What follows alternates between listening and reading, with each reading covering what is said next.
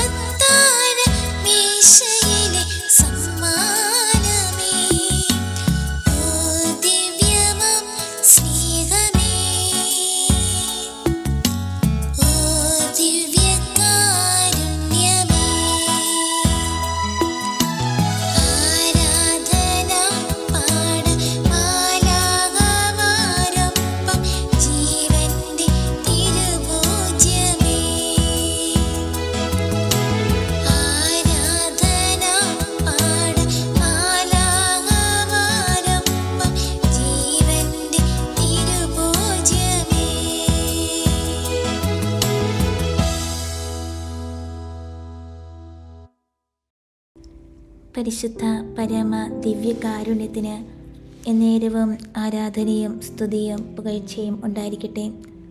പരിശുദ്ധ പരമ ദിവ്യകാരുണ്യത്തിന് എന്നേരവും ആരാധനയും സ്തുതിയും പുകഴ്ചയും ഉണ്ടായിരിക്കട്ടെ.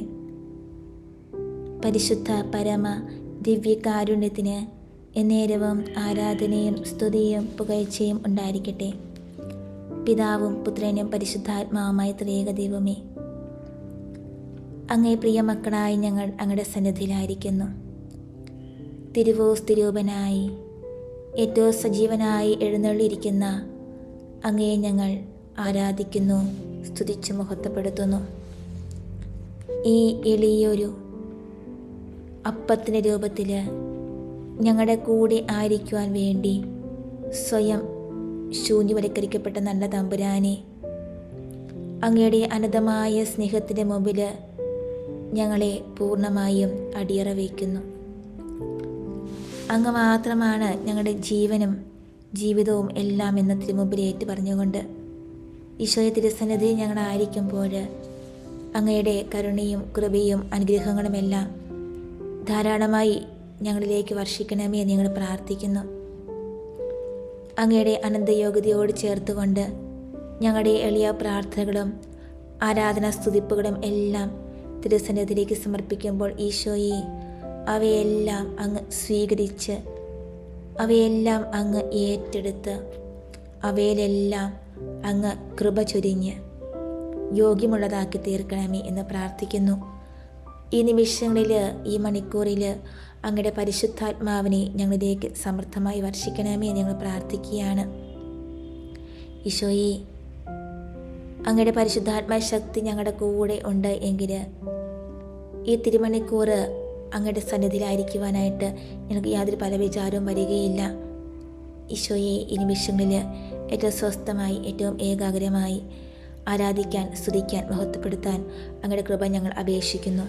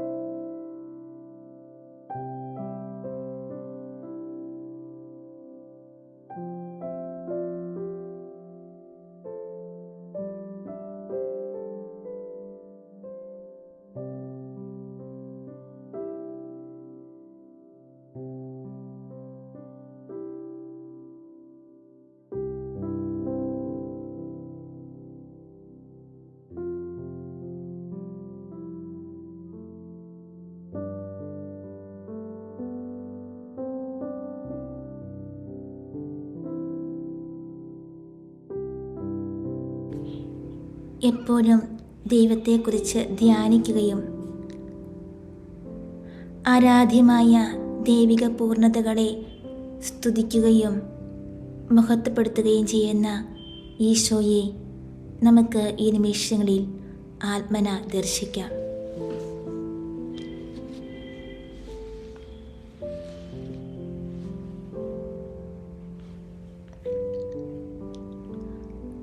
അവിടുത്തെ വികാരങ്ങൾ നമ്മിൽ ഉളവാക്കുവാനും പ്രവൃത്തികൾ അനുഗ്രഹിക്കുവാനുമുള്ള അനുഗ്രഹത്തിന് വേണ്ടി നമുക്ക് അപേക്ഷിക്കാം.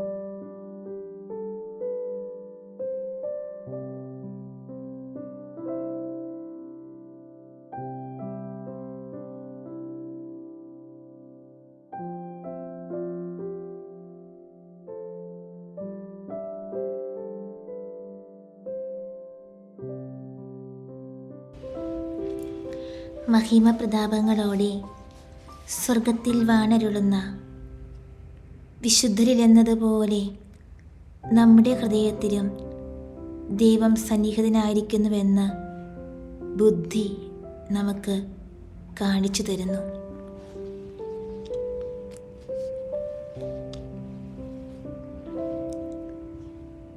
ദൈവത്തെപ്പറ്റി ചിന്തിക്കുന്നതിനും അവിടുത്തെ സാന്നിധ്യത്തെ ബഹുമാനിക്കുന്നതിനും അവിടുത്തോട് സംഭാഷിക്കുന്നതിനും അവിടുത്തെ ആരാധിക്കുന്നതിനും പുകഴ്ത്തുന്നതിനും അവിടുത്തോട് നന്ദി പ്രകാശിപ്പിക്കുന്നതിനും അവിടുത്തെ പ്രസാദവരം യാചിക്കുന്നതിനും നമ്മുടെ പാപങ്ങൾക്ക് മാപ്പിരക്കുന്നതിനും നാം കടപ്പെട്ടവരാണെന്ന് അത് നമ്മോട് ഉപദേശിക്കുന്നു.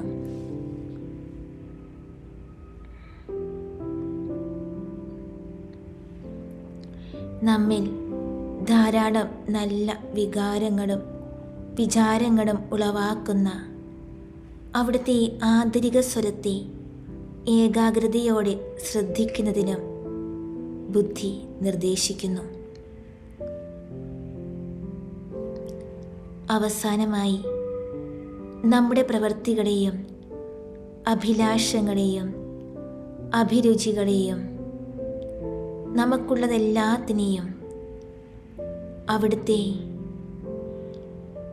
അവിടത്തേക്ക് കാഴ്ചവെച്ചുകൊണ്ടും സുഹൃതങ്ങൾ പരിശീലിച്ചുകൊണ്ടും സർവോപരി ദൈവമഹത്വത്തിൻ്റെ മുൻപിൽ നാം നിസ്സാരരാണെന്ന് നമ്മെ ബോധ്യപ്പെടുത്തുന്ന എളിമ അഭ്യസിച്ചുകൊണ്ടും പരിശുദ്ധമായ സ്നേഹത്താൽ നമ്മുടെ ഹൃദയങ്ങളെ അവിടുത്തേതിനോട് ഏകീഭവിപ്പിച്ചുകൊണ്ടും നാം അവിടുത്തെ സന്തോഷിപ്പിക്കണമെന്നും ബുദ്ധി നമ്മെ അനുശാസിക്കുന്നു.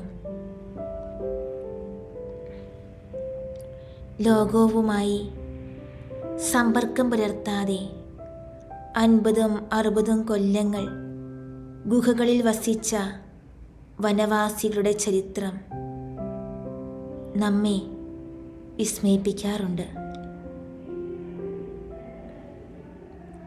സദാ തങ്ങളുടെ ഹൃദയത്തിൽ സ്രഷ്ടാവിനോടുകൂടി വസിക്കുന്ന ആത്മാക്കൾക്ക് സൃഷ്ടികൾ എത്ര നിസ്സാരമാണ്. ആന്തരിക ജീവിതത്തിൻ്റെ വില നാം മനസ്സിലാക്കിയിരുന്നെങ്കിൽ നശ്വരമായ സൃഷ്ടികളെപ്പറ്റി ഇത്രയധികവും തങ്ങളെ എല്ലായിടത്തും പിന്തുടരുന്ന ദൈവസ്നേഹത്തെപ്പറ്റി ഇത്ര കുറച്ച് വിചാരിക്കുന്ന മനുഷ്യരെപ്പറ്റി നാം കൂടുതൽ വിസ്മയിക്കുമായിരുന്നു. നമ്മിൽ വസിക്കുന്ന ദൈവത്തെ മറക്കുന്നതിനും ക്ഷണികങ്ങളായ ലോകവസ്തുക്കളെയും നമ്മുടെ ഭാവനാ സൃഷ്ടികളെയും അവിടുത്തേക്കാൾ വിലമതിക്കുന്നതിനും നമ്മെ പ്രേരിപ്പിക്കത്തക്ക വിധം പാപം നമ്മുടെ ഇന്ദ്രിയങ്ങളെ അന്ധമാക്കിയിരിക്കുന്നു.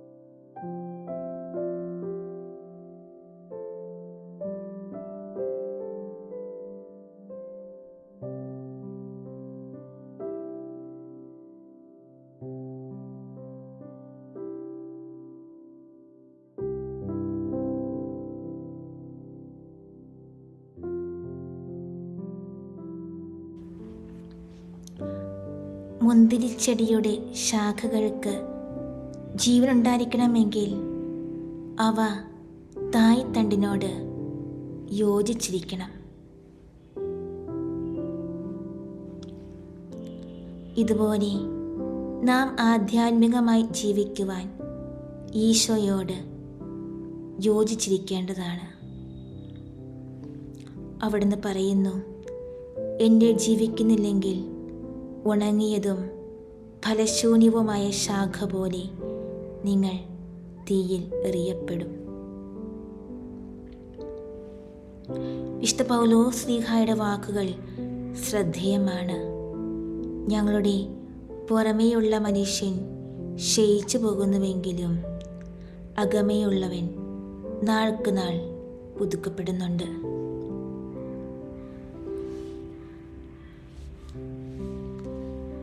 തൻ്റെ ആത്മാവ് പോലും നിങ്ങൾ ശക്തിയിൽ ആന്തരിക മനുഷ്യരായി ഉറപ്പിക്കപ്പെടുന്നതിനും സ്നേഹത്തിൽ നിങ്ങളുടെ വേരും അടിസ്ഥാനവും ഉറപ്പിക്കപ്പെട്ടിട്ട് വിശ്വാസം മൂലം അവിടുന്ന് നിങ്ങളുടെ ഹൃദയങ്ങളിൽ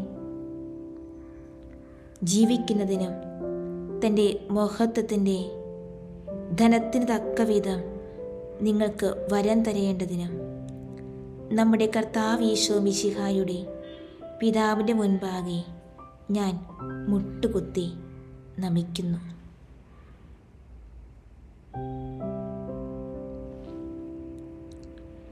യാതൊരുവന് ക്രിസ്തുവിൻ്റെ അരൂപി ഇല്ലാതിരിക്കുന്നുവോ അവൻ ക്രിസ്തുവിനുള്ളതല്ല.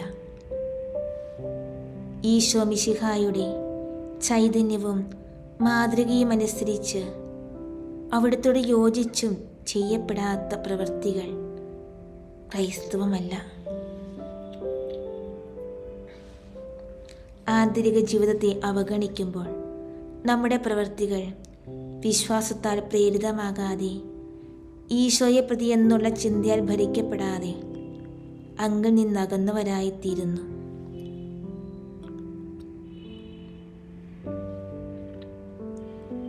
പലപ്പോഴും ഇപ്രകാരമാണ് നാം പ്രവർത്തിക്കുന്നത്.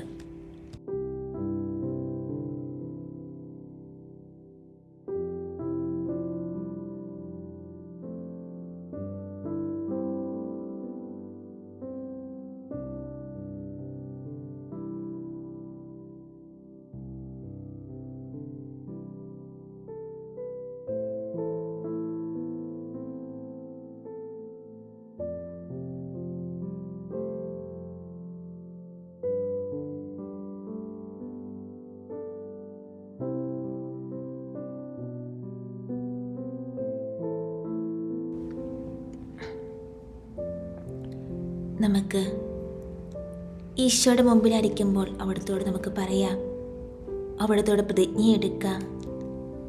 അന്യചിന്തകൾക്ക് പ്രേരിപ്പിക്കുന്നവയൊക്കെ ഞങ്ങൾ ഉപേക്ഷിക്കുകയും ഏകാഗ്രതയോടെ പലപ്പോഴും ദൈവസാന്നിധ്യത്തെ സ്മരിക്കുകയും ചെയ്യുമെന്ന്.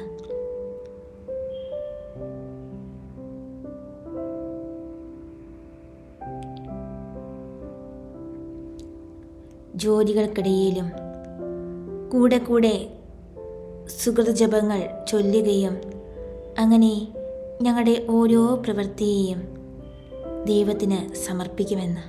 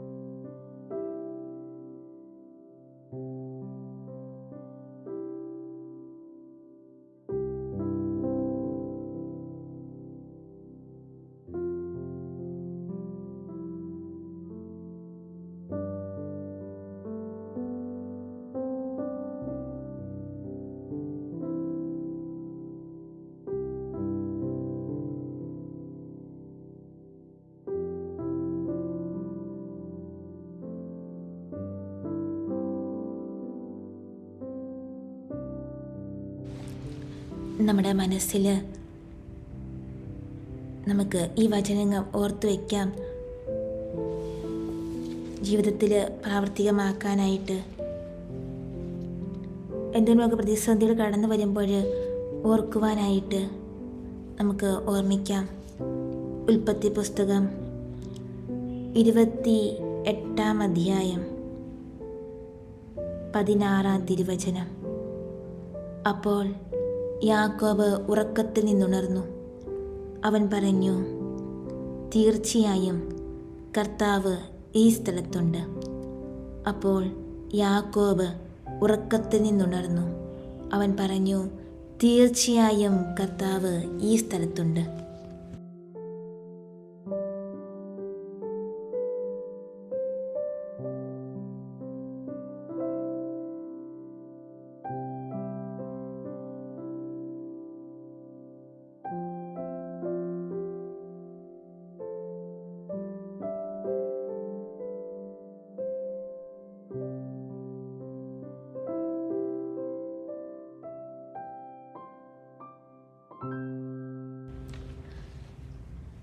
ആന്തരിക ജീവിതത്തിൻ്റെ മാതൃകയായ ഈശോയെ നമുക്ക് ആത്മന ദർശിക്കാം.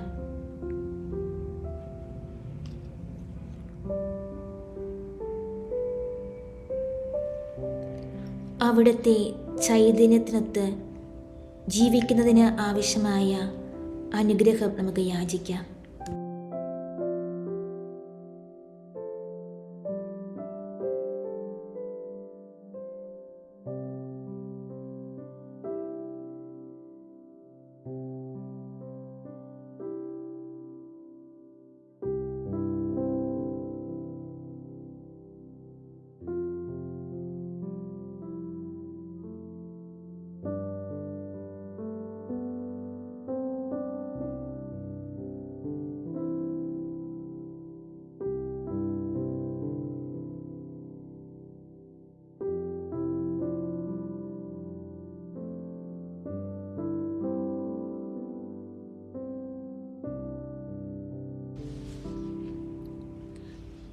ബാഹ്യജീവിതം എന്താണ്?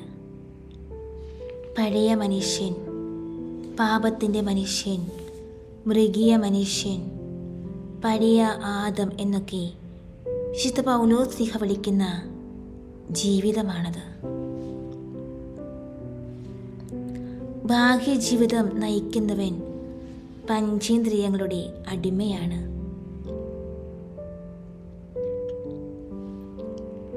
അവൻ സ്വർഗീയ കുറിച്ചല്ല ഭൗതികമായവയെ പറ്റിയാണ് ചിന്തിക്കുക. ബാഹ്യവസ്തുക്കൾ അവനെ ആകർഷിക്കുന്നു, വ്യഗ്രചിത്തനാക്കുന്നു. ദൈവത്തെയും തൻ്റെ നിത്യരക്ഷയെയും പറ്റിയുള്ള കാര്യങ്ങൾ ഗ്രഹിക്കുവാൻ അവന് സാധിക്കുന്നില്ല.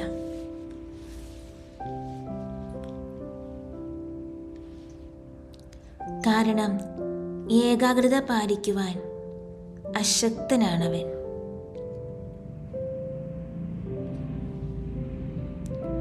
ഭൗതിക കാര്യങ്ങളിൽ വ്യാപൃതനായ അവൻ സ്വർഗീയ മഹത്വങ്ങളെപ്പറ്റി ചിന്തിക്കുന്നേയില്ല.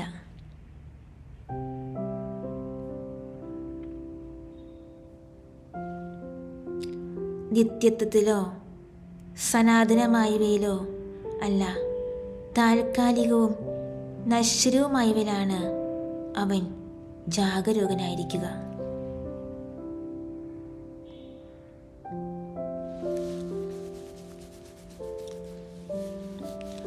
ആന്തരിക ജീവിതം നയിക്കുന്ന ആടിൻ്റെ സ്ഥിതി നേരെ മറിച്ചാണ്.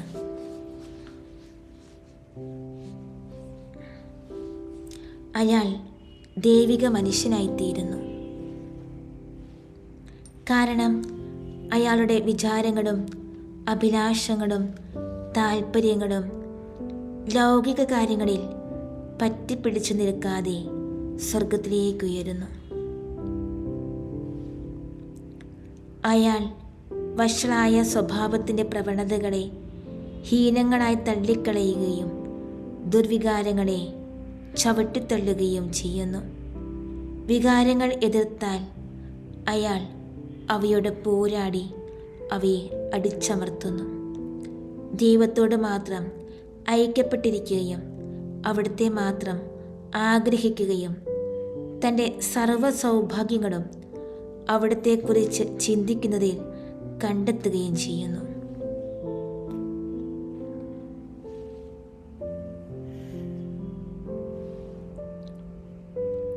നോക്കുക, ബാഹ്യജീവിതവും ആന്തരിക ജീവിതവും തമ്മിലുള്ള വ്യത്യാസം.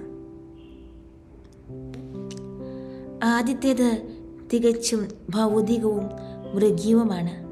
സ്വാർത്ഥവും അഹങ്കാരവും വ്യർത്ഥാഭിമാനവും അക്ഷമയും മടിയും ജഡിക സന്തോഷവും പിന്നെ മരണവും, അല്ലാതെ മറ്റൊന്നുമല്ല അത്.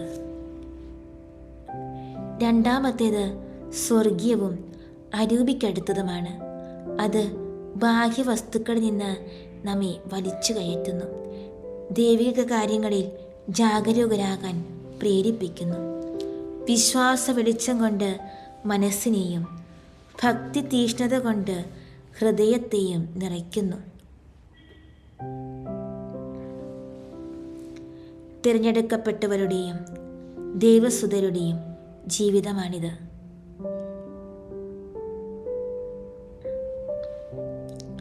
സഭയുടെ ആരംഭം തൊട്ട് വിശുദ്ധരുടെ ജീവിതം ഈ ദൃശ്യമായിരുന്നു. മതത്തിൻ്റെ അഭിമാനപാത്രങ്ങളായ സുഹൃതചരിതരുടെ ജീവിതമാണിത്.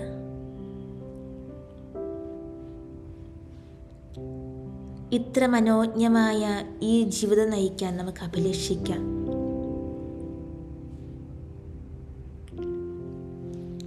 അതിന് നമ്മിൽ രൂപം കൊടുക്കാൻ നമുക്ക് പരിശ്രമിക്കാം.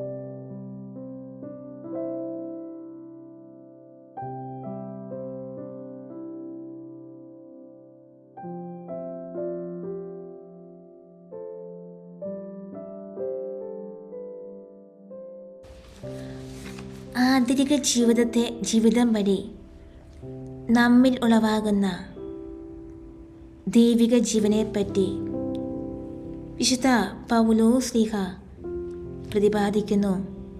പൗലോസ്ലീഹ ഗലാത്യയിലെ സഭയ്ക്കെഴുതിയ ലേഖനം 2-ാം അധ്യായം 20-ാം തിരുവചനം: ഞാൻ മിശിഹായോടുകൂടെ ക്രൂശിതനായിരിക്കുന്നു. ഇനിമേൽ ഞാനല്ല ജീവിക്കുന്നത്, മിശിഹായാണ് എന്നിൽ ജീവിക്കുന്നത്. എൻ്റെ ഇപ്പോഴത്തെ ഐഹിക ജീവിതം എന്നെ സ്നേഹിക്കുകയും എനിക്ക് വേണ്ടി തന്നെ ബലിയർപ്പിക്കുകയും ചെയ്ത ദൈവപുത്രനെ വിശ്വസിച്ചുകൊണ്ടുള്ള ജീവിതമാണ്.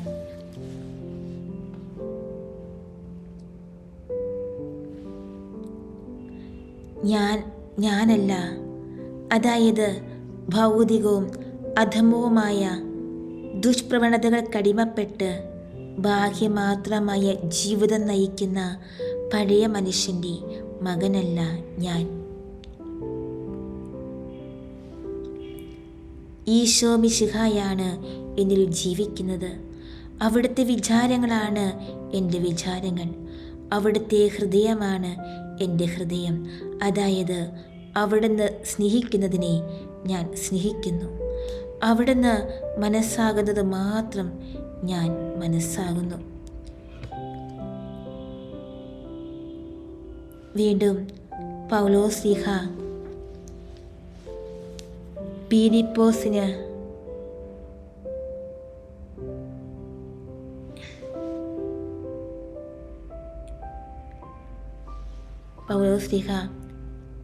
ഫിലിപ്പിയരെ സഭയ്ക്കെഴുതിയ ലേഖനത്തിൽ 1-ാം അധ്യായം 21-ാം തിരുവചനത്തിൽ ഇപ്രകാരം പറയുന്നുണ്ട്: എനിക്ക് ജീവിതം മിശിഹായും മരണം നേട്ടവുമാണ് എന്ന്.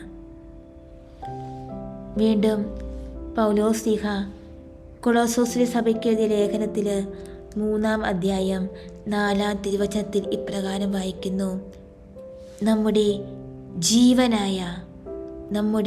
ജീവനായ ഈശോ മിശിഹ പ്രത്യക്ഷനാകുമ്പോൾ അവനോടുകൂടി നിങ്ങളും മഹത്വത്തിൽ പ്രത്യക്ഷപ്പെടുമെന്ന് അദ്ദേഹം വിശ്വാസികളോട് പറയുകയാണ്.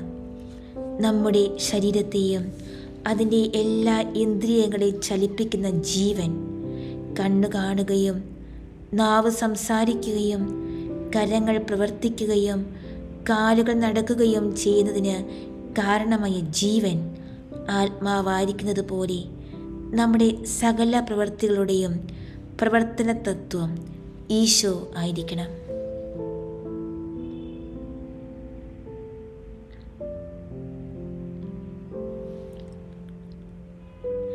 അവിടുത്തെ സ്വതന്ത്ര പ്രവർത്തനത്തിന് നാം ഒരിക്കലും പ്രതിബന്ധമായി തീരരുത്. അതിർത്തിക്കുള്ളിൽ നിർത്തിക്കൊണ്ട് നമ്മുടെ ശാരീരിക ചലനങ്ങളെയും ചീത്തയായിട്ടുള്ളവ സംസാരിക്കാതിരിക്കാൻ നമ്മുടെ നാവുകളെയും സൽപ്രവൃത്തികളിൽ വ്യാപൃതരായിരിക്കുവാൻ നമ്മുടെ കരങ്ങളെയും സച്ചിന്തകൾ കൊണ്ട് നിറഞ്ഞിരിക്കുന്നതിന് നമ്മുടെ മനസ്സിനെയും അവിടുത്തെ വികാരമല്ലാതെ ഒന്നും ഉണ്ടാകാതിരിക്കുന്നതിന് നമ്മുടെ ഹൃദയത്തെയും അവിടുന്ന് നിയന്ത്രിക്കണം. പൗലോസ്ലീഹ ഫിലിപ്പിയിലെ സഭയ്ക്കെഴുതിയ ലേഖനം 2-ാം അധ്യായം 5-ാം തിരുവചനം: ഈശോ മിശിഹായിലുണ്ടായിരുന്ന ഈ മനോഭാവം നിങ്ങളിലും ഉണ്ടാകട്ടെ.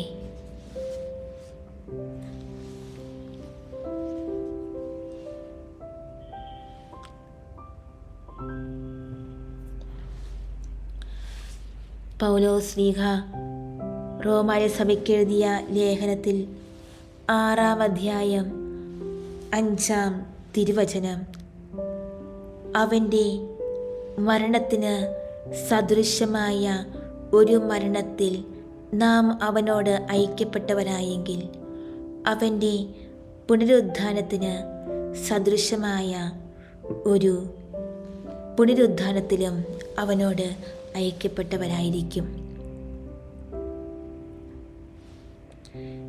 ദിവ്യനാഥനിൽ നാം ഒട്ടിക്കപ്പെട്ടിരിക്കുന്നു എന്ന് പൗലോസ് ശ്ലീഹ പറയുന്നു. ഒട്ടിച്ച കൊമ്പ് ഒട്ടിക്കപ്പെട്ട മരവുമായി ഒന്നായിത്തീരുന്നു. രണ്ടും ഒന്നെന്നതുപോലെ വളരുന്നു. രണ്ടിനെയും പോഷിപ്പിക്കുന്ന സാരാംശം ഒന്നു തന്നെ.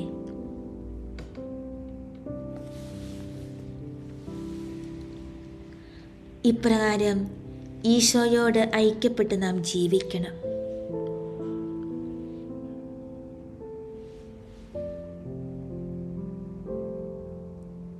നമ്മുടെ പ്രവൃത്തികളെയും മനസ്സിനെയും നിയന്ത്രിക്കുന്ന തത്വം ഈശോയുടേത് തന്നെയായിരിക്കണം. എല്ലാത്തിനും ഈശോയുടെയും നമ്മുടെയും ഉദ്ദേശ്യങ്ങളും വികാരങ്ങളും ഒന്നായിരിക്കണം.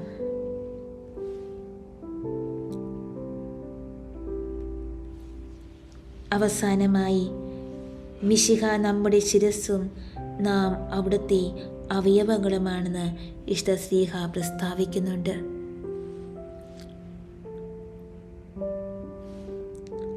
പൗലോസ് ശ്ലീഹ എഫേസുസ് സഭയ്ക്ക് എഴുതിയ ലേഖനം 5-ാം അധ്യായം 23-ാം തിരുവചനം, എന്തെന്നാൽ ക്രിസ്തു തൻ്റെ ശരീരമായ സഭയുടെ ശിരസ്സായിരിക്കുന്നത് പോലെ ഭർത്താവ് ഭാര്യയുടെ ശിരസ്സാണ്. ക്രിസ്തു തന്നെയാണ് ശരീരത്തിൻ്റെ രക്ഷകനും.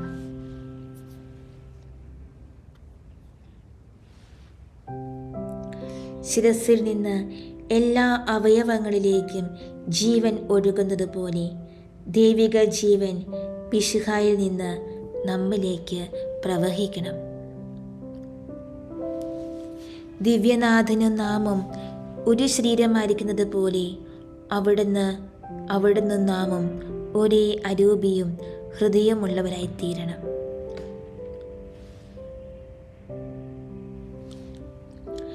ഒരു ശരീരത്തിൽ വ്യത്യസ്തമായ രണ്ടരൂപികൾ ഉണ്ടായിരിക്കുക ശരിയല്ല. അതിനാൽ എല്ലാ കാര്യങ്ങളിലും നമ്മുടെ ചിന്ത ഈശോയുടേതുപോലെ ആയിരിക്കണം.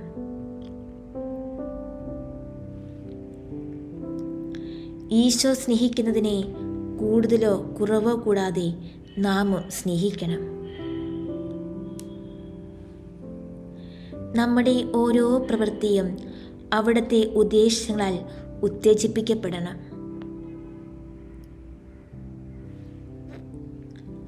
ദൈവത്തിൽ ഏകാഗ്രചിത്തമായ അവിടുത്തെ തിരുഹൃദയത്തെപ്പോലെ നമ്മുടെ ഹൃദയത്തിൻ്റെയും ഏക ചിന്താവിഷയം ദൈവമായിരിക്കട്ടെ. ഇത്തരം ജീവിതം നയിക്കാത്തവൻ ക്രൈസ്തവനല്ല.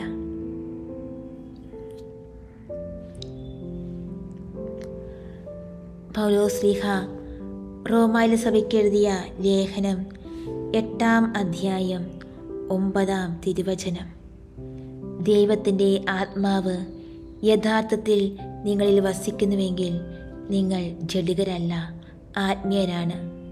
ക്രിസ്തുവിൻ്റെ ആത്മാവില്ലാത്തവൻ ക്രിസ്തുവിനുള്ളതല്ല.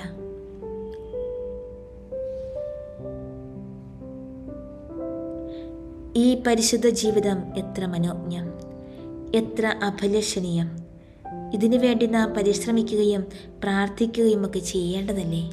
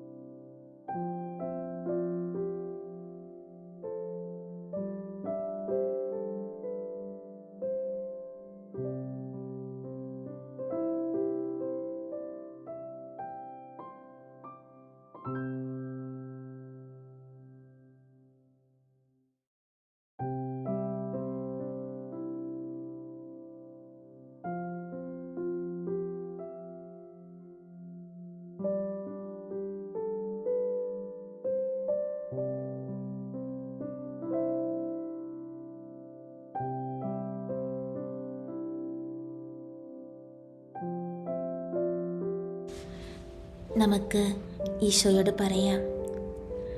അന്യചിന്തകൾക്ക് ഇട നൽകിയേക്കാവുന്ന എല്ലാത്തിനെയും, എന്നെ പ്രത്യേകം ആകർഷിക്കുന്ന ദുഷിച്ച കൂട്ടുകെട്ടുകളെയും സംഭാഷണങ്ങളെയും എല്ലാം ഞാൻ പരിവർജിക്കുമെന്ന്.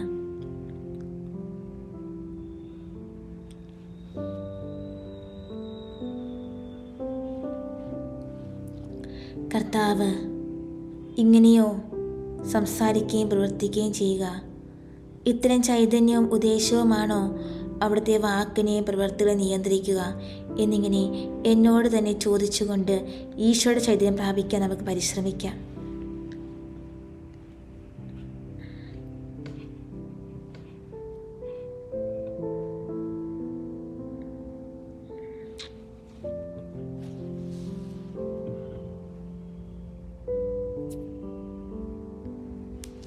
നമുക്ക് ഈ വചനഭാഗം മനസ്സിൽ കുറിച്ച് വയ്ക്കാം. യോഹന്നാൻ ശ്ലീഹ എഴുതിയ 1-ാം ലേഖനം 4-ാം അധ്യായം 9-ാം തിരുവചനം. തൻ്റെ ഏകപുത്രൻ വഴി നാം ജീവിക്കേണ്ടതിനായി ദൈവം അവനെ ലോകത്തിലേക്ക് അയച്ചു. അങ്ങനെ ദൈവത്തിൻ്റെ സ്നേഹം നമ്മുടെ ഇടയിൽ വെളിപ്പെട്ടിരിക്കുന്നു.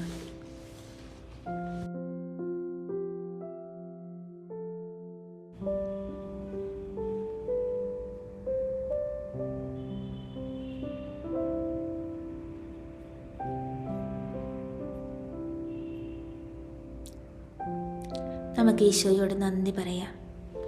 ഈ തിരുമണിക്കൂറിൽ വചനം പകർന്നു തന്നതിന്, അനുഗ്രഹങ്ങൾ ചൊരിഞ്ഞതിന്, കൃപാമാരി വർഷിച്ചതിന് ഈശോയെ നന്ദി. എത്ര നന്ദി പറഞ്ഞാലും മതിയാവില്ല. അത്രയധികം സ്നേഹമാണ് അവിടുന്ന് നമ്മിലേക്ക് ചൊരിഞ്ഞിരിക്കുന്നത്. അവിടുത്തെ ആശീർവാദത്തിനായി നമുക്ക് നമ്മെ തന്നെ എളിമപ്പെടുത്തി തിരുമുമ്പിൽ ശിരസ്സ് നമിക്കാം. പരിശുദ്ധ പരമ ദിവ്യകാരുണ്യത്തിന് എന്നേരവും ആരാധനയും സ്തുതിയും പുകഴ്ചയും ഉണ്ടായിരിക്കട്ടെ. പരിശുദ്ധ പരമ ദിവ്യകാരുണ്യത്തിന് എന്നേരവും ആരാധനയും സ്തുതിയും പുകഴ്ചയും ഉണ്ടായിരിക്കട്ടെ. പരിശുദ്ധ പരമ ദിവ്യകാരുണ്യത്തിന് എന്നേരവും ആരാധനയും സ്തുതിയും പുകഴ്ചയും ഉണ്ടായിരിക്കട്ടെ.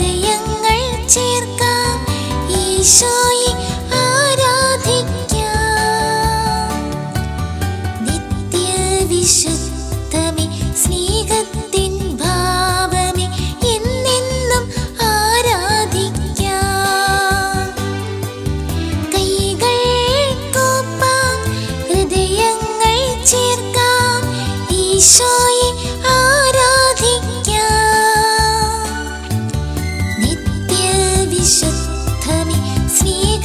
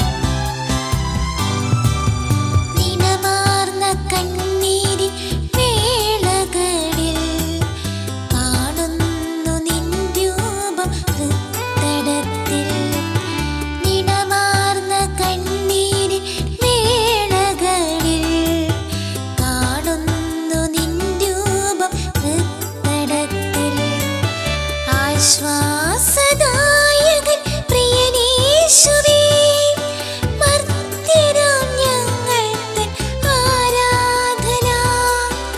ആശ്വാസദായകൻ പ്രിയനേശുവേ, മർത്യരാം ഞങ്ങൾ തൻ ആരാധന.